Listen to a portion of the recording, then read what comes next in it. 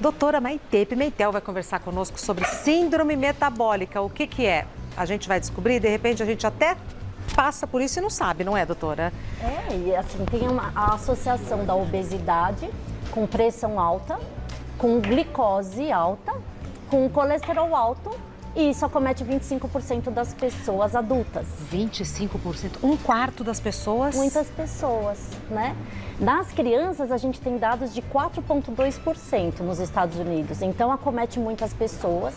E isso veio da década de 80, um estudioso chamado Hevin, ele associou essas doenças e viu que essas pessoas, quando associados 3 de 5 fatores, tinham um risco de morrer, de mortalidade, 2 a 3 vezes a mais, e um risco cardiológico de infartar 2 vezes a mais do que a população que não tem a síndrome metabólica. Era isso que eu ia perguntar. Qual o reflexo disso na saúde? Então, por que você tem que ver se tem isso? Porque você vai ter que se cuidar a mais, porque você terá um risco de ter um infarto, um AVC ou uma mortalidade precoce. Então, é uma questão da gente fazer prevenção. E deve comprometer em muito a qualidade de vida? Qualidade de vida. Então, você que está em casa e quer saber se tem, de 5 fatores, a gente tem que ter 3 positivos. Ai. Mulheres, barriguinha, cintura abdominal de 80 a 88. Homens de 94 a 104. Esse é o cintura abdominal. Se tem de 80 a 88, luz amarela? É o normal, até 80. Ah, Passou de 80. Cami de ontem. É porque tem guidelines na medicina que falam que até 80 e alguns até 88. O brasileiro é de 88 para mulheres e 104 para os homens. Que é o perfeito, assim. Não pode passar disso. Isso, pronto. Até isso. Quanto menos, melhor, né? A glicose, não precisa ser diabético necessariamente, mas pessoas que têm a insulina alta, disglicemia, glicose de 101, 102 até 125 também é. Então, não é só diabético, mas quem tem um pré-diabetes também entra. Quem tem um colesterol bom baixo. Olha que interessante, essa síndrome, ela não entra colesterol ruim. Ele viu na questão do HDL, que é uma proteção cardiovascular. Então, 50 para baixo para as mulheres é risco e 40 para baixo para os homens do HDL é risco. Triglicérides, que é do pão, arroz, batata, massa. Ele é um fator de 150 a mais positivo. E a pressão. Se passou de 135 por 85, é o 5º fator. Então, se estiver em casa 3 fatores, você é classificado como um síndrome metabólica. Tá. O que são essas figuras, doutora Maitê? Essa síndrome, ela vai interferir não só da gente infartar e ter a mortalidade, mas olha que interessante. O risco, como eu falei, cardíaco aumenta em 2 a 3 vezes a mais de infartar do que uma população que não tem isso. Olha que é bastante. Muito. Essas célulazinhas aí proliferativas é o câncer. Vocês sabiam que a resistência insulínica que vem dessa síndrome metabólica, ela aumenta o risco de ter câncer de tireoide, de próstata nos homens, de mama nas mulheres e também de pulmão. E intestino grosso também já tem bastante evidência científica. De pulmão. De pulmão. Então, ter gordura visceral, barriga a mais, então essa gordura que a gente chama perigosa, ela aumenta sim o risco de ter neoplasia. Tá. Aumenta o risco da gente ter síndrome do ovário policístico. Então, a gente não sabe se o ovário policístico aumenta a resistência e piora isso ou se isso piora, mas um piora o outro, um ajuda o outro.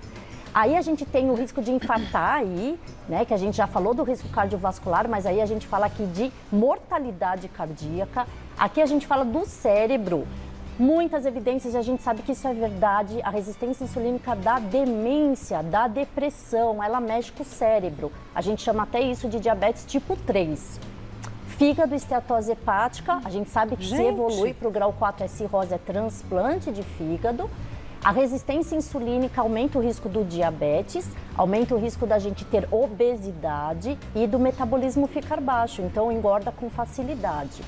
A gente tem aqui, parece aí uma cadeiazinha de genética, por quê? A dislipidemia, o colesterol. O colesterol 70% é genético, mas a resistência insulínica interfere nesses 30% de piora. E o dedinho é a picadinha do dedo que leva a um aumento da prevalência do diabetes. Tudo a carinha sério. da Rê, você tá assim, assustada. Tudo sério. Tudo sério. Tudo sério. As maiores mortalidades, causas de mortalidade do mundo são essas, né? Então, câncer, O risco cardiovascular e o diabetes são as doenças que mais matam as pessoas. Vamos aos mitos e verdades para a gente entender mais no detalhe. Doutora Maitê Pimentel, é mito ou verdade que desequilíbrio hormonal pode piorar a síndrome metabólica? Verdade. Então, síndrome metabólica já vem na nossa cabeça um hormônio, que é a insulina alta. Essa insulina alta, ela faz um monte de coisa desarrumar. Então, ela aumenta a grelina, que é o hormônio da fome, a pessoa fica com mais apetite. Ela aumenta o cortisol, que é o do estresse, aí você não dorme direito, a melatonina cai. A gente aumenta também, junto com esses, alguns com adrenalina e epinefrina, então nervoso e estresse aumenta, a ansiedade das pessoas. Compromete tudo. Então, eu falo que hormônio é muito legal de estudar porque é uma orquestra. Não existe só uma coisa isolada, nosso corpo é uma orquestra. Da mesma forma que a gente fala assim, o hormônio, vocês viram, a insulina está mexendo na cabeça, sim, porque o psiquiatra e o endócrino, ele mexe com tudo, porque o hormônio está no corpo inteiro. Você vê que um hormônio, ele está andando, circulando no nosso corpo. Sim. Então, é verdade. É mito ou verdade que quem tem mais acúmulo de gordura abdominal tem mais riscos de ter doenças cardiovasculares? Então, é super verdade, como a gente mostrou, o risco é aumentado em 3 vezes a mais, 2 a 3 vezes a mais, de ter um infarto, de ter uma angina, de ter uma mortalidade cardíaca, pessoas que têm a resistência insulínica com a síndrome metabólica.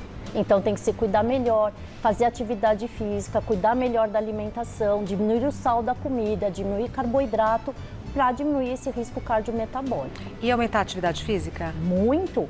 Então, olha os estudos, eles falam que no mínimo vocês têm que fazer 50 minutos de exercício 3 a 4 vezes por semana. Isso é o mínimo.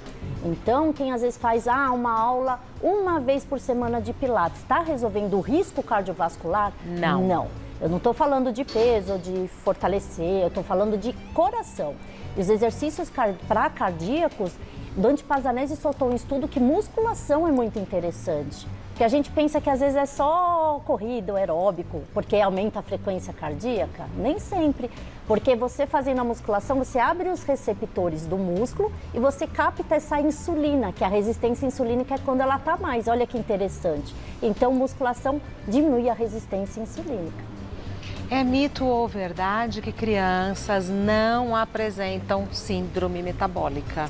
Já deu um spoiler aí, né? Que é verdade, elas têm sim a síndrome metabólica, então não apresentam, é mito, né? Infelizmente. Infelizmente, poderiam ser poupadas. 4,2% das crianças têm esse risco e a gente sabe que a obesidade tem aumentado muito nas crianças, índices brasileiros de 33%, ou seja, 1/3 das crianças estão acima do peso. Culpa de genética, culpa de culturalmente sedentarismo, culpa de... A gente sabe que hoje em dia é televisão, é iPad, é muito sedentarismo, a gente não estimula as crianças e culpa da dieta também e culpa de todo o poder hereditário. Tem até um estudo muito legal que foi do Endo Society de 2019, uma estudiosa, ela publicou quanto que a gente tem das nossas crianças que têm síndrome metabólica, que ficam sentadas no sofá e comendo lanche sentadas, assistindo televisão ou com videogame, 85%. Então, eles pegaram as crianças que tinham síndrome metabólica e avaliaram dessas quem estava lá comendo muito fast food e televisão. 85%. Então, a gente tem dados aí científicos que isso é um grande problema para essas crianças. Sim. É mito ou verdade que existe tratamento medicamentoso para síndrome metabólica? Sim, existe. Isso são guidelines novos, são revoluções da medicina, em que a gente sabe, a base de tudo, como a gente já está falando, é a dieta e o exercício, óbvio. Só que a gente tem, às vezes, uma resistência insulínica genética e hereditária que não é só porque a pessoa come errado. Então, a gente tem que lutar contra isso. A gente tinha só a metformina é um remédio muito usado há mais de 65 anos, né? No mundo, ele sempre foi usado, nós temos as glitazonas, mas agora a medicina descobriu análogos do GLP-1, vai chegar daqui 2 anos no mundo o GIP, que é um outro hormônio, que vai diminuir também a resistência insulínica. Então a gente tem novidades em que a gente quer quebrar os hormônios do mal e aumentar os hormônios do bem. E a gente consegue isso com tecnologia científica e com dieta e exercício.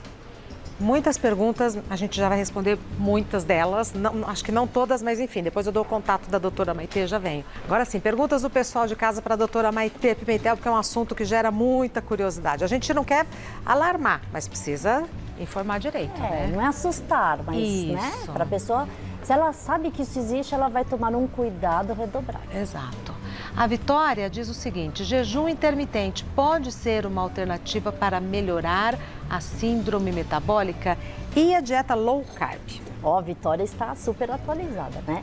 Na verdade, a gente tem novas dietas, como a low carb, a VLCD, Very Low Calorie Diet, só que para a síndrome metabólica, o que foi estudado foi dieta DASH junto com do Mediterrâneo. O que seria isso? A gente tem que diminuir o sal da comida, tá? Porque tem a ver com a hipertensão, que é o DASH. A gente já falou uma vez aqui sobre a dieta DASH e dieta do Mediterrâneo, onde você aumenta o teor de proteínas do bem, a gente consegue diminuir as gorduras do mal e aumentar as gorduras poliinsaturadas ou insaturadas. Insaturadas, azeite de oliva, e poliinsaturadas como o ômega 3. Porque isso diminui quem é um síndrome metabólica com hipertrigliceridemia. Nossa Senhora, o que é isso? São os pacientes com triglicérides altos. Então, o low carb é uma diminuição de carboidrato. Então, o jejum intermitente, ele produz mais corpos cetônicos. Então, você está avançando aí na medicina. Sim, a tua resposta é sim. Não está no guideline, mas a resposta é sim. Boa. A próxima pergunta foi enviada pela Leila. Depois que entrei na menopausa, engordei muito, principalmente na barriga. Eu já tive um infarto. Corro o risco de infartar novamente? Então, Leila, ó.